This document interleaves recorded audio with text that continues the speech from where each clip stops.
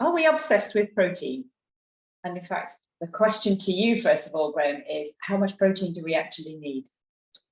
Well, I would say it depends on a number of factors. If we look at a normal healthy adult, really, we'd be looking at a requirement of around about 0.8 grams of protein per kilogram of body weight.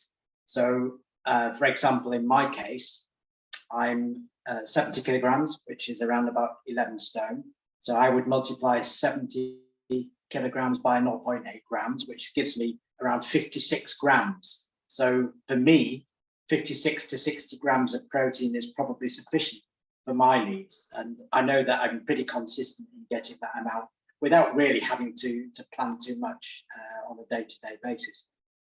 As we grow older, so let's say from the age of 65 upwards, we tend to eat less food, less calories, but it's really important that we do increase or at least maintain and probably increase our protein levels, because it guards against things like sarcopenia, which is muscle loss, and bone wastage, osteoporosis.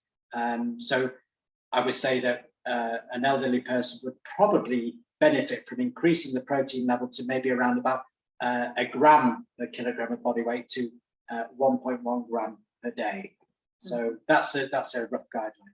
If you're somebody who is extremely active, so we're looking at, let's say, elite sports people, extreme athletes, for example, then their protein requirements would be more, and we're talking possibly even up to 1.5 grams per kilogram of body weight a day, in some cases even more. But that's because they have to eat a large amount of calories to fulfill their energy needs and their muscle growth, etc. And therefore, that is really not the norm. That's not what I would call average. So in terms of an average, I would say 0.8 grams of protein a day. And where should we be getting this protein from? Because if I think about it, when I was growing up, protein may have been mentioned. I may have heard of it. I'm not even sure. But nowadays, you can't not hear of it. It's everywhere. There are protein powders. It's fortified. By that I mean foods are fortified with it. Bars, protein bars and cereals and goodness knows what else. Or added protein. Is this just an industry ploy, or are they useful? Should we be eating them? Do we need as much as we seem to be having pushed in our direction? What's the story with the powders and the fortified foods in particular? Well, my view is that yes, we have become quite obsessed with it, and I don't really think that there is certainly anywhere near the need to eat as much protein as let's say the food industry is leading us to believe. It is something of a fad, and it's particularly prevalent amongst younger people, especially younger males, because the idea of protein which is eaten to gain muscles, to make you look strong, and the marketing around that has really been quite successful, so that a lot of people now are really going out and they're looking to buy supplements, they're looking to buy the energy bars that have got added protein. It's mentioned as a key ingredient on a lot of packages, where in my view it doesn't need to be, because I think if you're eating a good healthy diet that's balanced and varied, and if you're meeting your daily energy requirements, so eating the amount of calories that your body needs to fulfill its normal functions, then you shouldn't have to supplement with protein. It's really not necessary. But if I eat a little bit more, will I actually get some muscles? Is that something I should be doing? Well, that's a common misconception, that if you eat protein, it's going to make you strong. Really, the only way that you grow muscles is to actually exercise them, which is why people go to the gym and they pump iron, etc. You have to exercise the muscle to stimulate the growth. What the protein does is it helps to support that growth. So it provides the nutrition, if you like, or the nutrients to be able to grow that muscle. But it doesn't by itself, by eating protein, grow muscle. If you were to eat a lot of protein but not actually do the exercise, all you would do is store that protein as fat, because your body wouldn't be using the calories to use it up. Right. And the other question is about the powders again. Are they of use to anyone, or is that just, again, marketing? I think there is a place for protein supplements.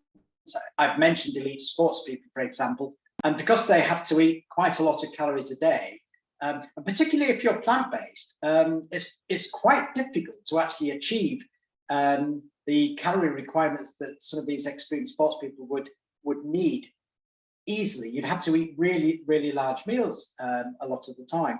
So it can be useful as a way of getting the protein to actually just supplement with it.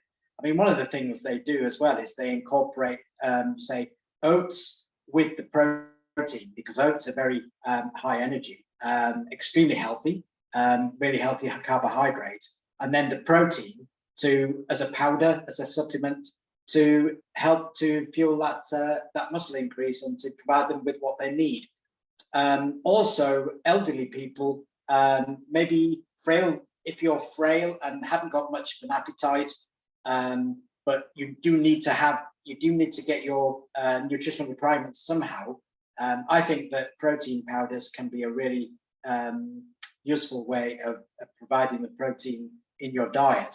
But even better, why not have it in the form of a multi-nutrient powder? So not only are you getting the protein, but you're also getting the healthy fats, carbohydrates, the vitamins and minerals that you need in your diet. You can, yes, and fiber as well, of course. And there's some really good products on the market now that that combine all of those nutrients together with one form. I think they're really good.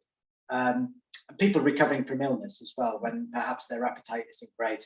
Again, to add a powder to make a smoothie, or add it to water, or add it to a plant-based milk, for example, to make a drink. Really good way of getting additional protein into your diet.